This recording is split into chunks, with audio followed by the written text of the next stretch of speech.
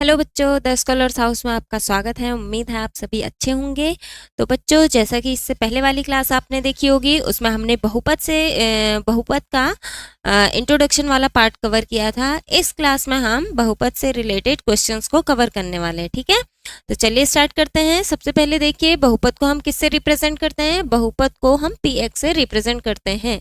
ठीक है, और इसका जो जनरल फॉर्म होता है, किसी भी बहुपद को लिखने का जो जनरल फॉर्म होता है वो होता है ax² plus bx plus c। ठीक है, समझ में आया? ये आपको पता होगा। अब उसके बाद देखिए, यहाँ पे आपको दो क्वेश्चंस दिए हैं। इन बहुपद के आधार पे आपने क्या करना है, इनके शून्य ज्ञात करना है। ठीक है, तो चलिए सबसे फर्स्ट क्वेश्चन हम लेके चलते हैं। px, ठीक है, ये बहुपद है, इसको px से रिप्रेजेंट करेंगे।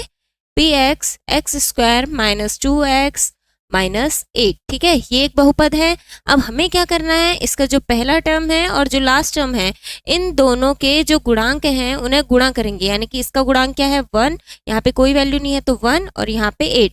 1 और 8 को मल्टीप्लाई करेंगे तो आपका आंसर आएगा 8। अब 8 के दो ऐसे गुणनखंड ज्ञात करने हैं जिसको माइनस करने पे क्या आना चाहिए? 2 आना चाहिए। ठीक है, तो 8 के ऐसे कौन से दो गुणनखंड हैं जिन्हें माइनस करेंगे तो 2 आएगा?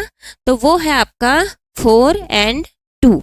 ठीक है, तो ये दो गुणनखंड मिले 8 के, जिन्हें माइनस करके आप क्या लिख सकते हो? 2 लिख सकते हो। तो चलिए अब नेक्स्ट स्टेप में हम क्या करेंगे? x² minus 4 minus 2 minus 8। ठीक है, यहां तक लिखा। अब उसके बाद आपने क्या करना है, इस ब्रैकेट को ओपन करेंगे। x² minus 4x। अब इस 2 के आगे माइनस है, तो माइनस और माइनस क्या होता है? प्लस होता है, इसलिए यहाँ पे प्लस का 2x माइनस 8। ठीक है, नेक्स्ट स्टेप में देखिए, अब हमें इन दोनों में से x कॉमन लेना है। ठीक है, तो यहाँ से x कॉमन लेंगे। यहाँ से आप x की पावर 2 है और एक x कॉमन ले लोगे तो अंदर बचेगा एक x। ठीक है, और यहाँ से आपने x कॉमन लिया तो अंदर क्या बचा? ओनली 4। ठीक है, नेक्स्ट है हमारा प्लस।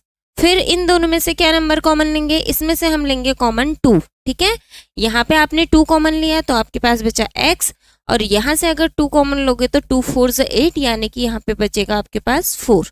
ठीक है, अब हमें क्या मिला? x, एक शून्य तो मिला x माइनस 4, और एक आपके पास है x plus 2।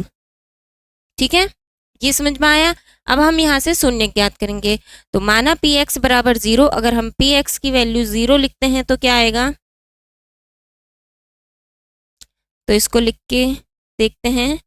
x minus 4 equal to 0, तो x की वैल्यू ये देखिए माइनस 4, इधर माइनस है तो इक्वल के उस साइड जाएगा तो इसका अपोजिट यानी कि प्लस होगा, यानी कि एक शून्य मिला आपको 4। ठीक है, दूसरा चेक करेंगे। दूसरा x प्लस 2 है, इसको 0 के इक्वल लेना है। x, ये 2 इधर प्लस है तो इक्वल के उधर साइड जाएगा तो यहाँ पे माइनस का 2। ठीक है, तो हमें px की कौन सी वैल्यू मिली है? px के दो शून्य मिले हैं। कौन कौन से मिले हैं? एक मिला है आपको 4 और एक मिला है आपको माइनस का 2। ठीक है, तो ये दो शून्य मिले हैं। समझ में आया यहाँ तक किस तरीके से हमने शून्य निकाले? अब देखिए, इसमें एक चीज और पढ़ेंगे आप। ये तो था शून्य निकालने का तरीका। ठीक है, क्या करना है? सबसे पहले हमने जो बहुपद दिया है उस बहुपद के फर्स्ट वाला जो टर्म है, इस वाले टर्म के और लास्ट वाले टर्म के जो नंबर हैं उन्हें गुणा करके देखना है कि क्या संख्या आ रही है, और उस संख्या के दो गुणनखंड लेने हैं। दो गुणनखंड लेने के बाद हमें इस तरीके से इसको सॉल्व करना है और अंत में हमें शून्य मिल जाएंगे। ठीक है, अब उसके बाद हमें क्या करना है, इसके जो शून्यकों के योग और शून्यकों के गुणांक, ठीक है, शून्यकों के योग और गुणांक के संबंधों की जांच करनी है। ठीक है, तो शून्यकों का योग कैसे फाइंड करते? देखिए, एक आपको दो टर्म बता देती हूँ यहाँ पे। ये होता है, एक होता है आपका alpha plus beta equal to minus B upon A.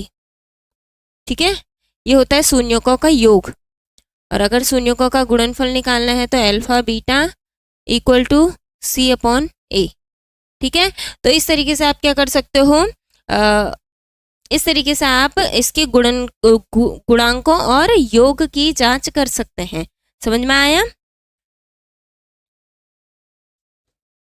ठीक है, तो इसके गुणांकों और शून्यकों की जांच करनी है। तो अब सबसे पहले आप देखिए क्या करेंगे,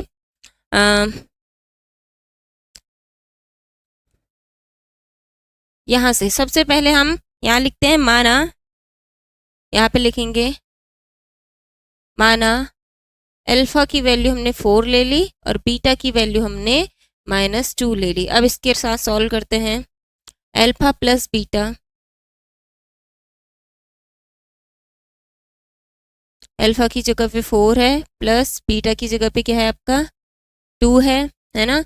इसे सॉल्व करेंगे तो आपका आंसर क्या आता है प्लस माइनस माइनस, तो अल्फा प्लस बीटा की जो वैल्यू आएगी वो क्या आएगी 2 आएगी। ठीक है, अब हमें इसी तरीके से ये -b/a की वैल्यू भी चेक करनी है।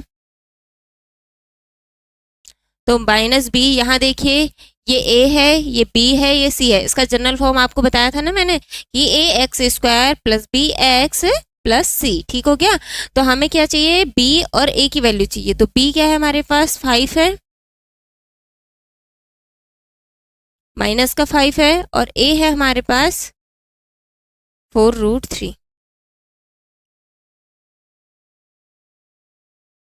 ओ सॉरी, ये मैं दूसरा क्वेश्चन देख रही हूँ ना।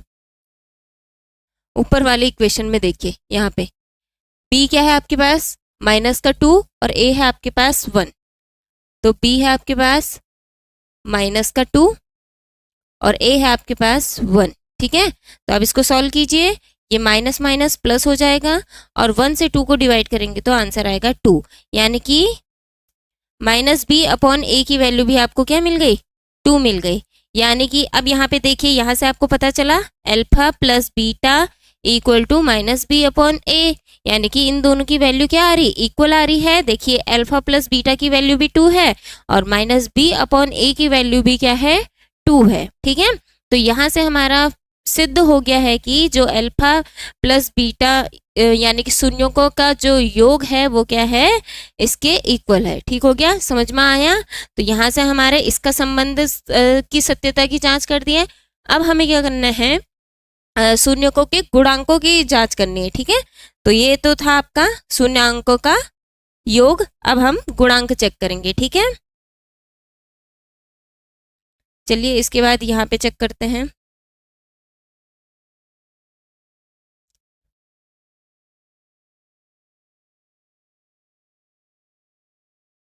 शून्यों का गुणांक,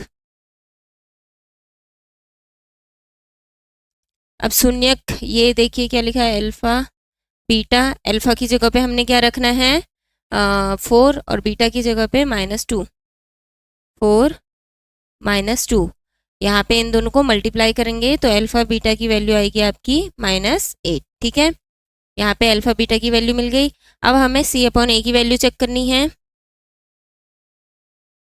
c की वैल्यू क्या है यहाँ पे देखिए -8 और a की वैल्यू है 1। ठीक है, अब यहाँ 1 से किसी भी नंबर को डिवाइड करेंगे तो सेम वैल्यू आएगी, यानी कि c/a की वैल्यू भी आपकी क्या आ गई -8। यहाँ देखिए अल्फा बीटा की वैल्यू भी -8 है, c/a की वैल्यू भी -8 है। तो ये भी प्रूफ हो गया है ना, अल्फा बीटा इक्वल है c/a के। यहाँ भी प्रूफ हो गया अल्फा प्लस बीटा इक्वल है -b/a के। ठीक है, समझ में आया। तो इस तरीके से आप इसके शून्यक के योग और शून्यकों के गुणांकों के बीच जो संबंध है उसकी भी जांच कर सकते हैं। ठीक है, समझ में आया। तो इस तरीके से आप इस क्वेश्चन को सॉल्व करेंगे।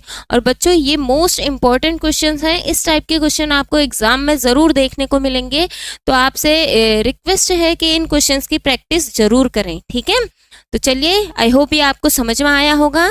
आप सभी इस क्वेश्चन को अच्छे से नोट कर लें। ठीक है।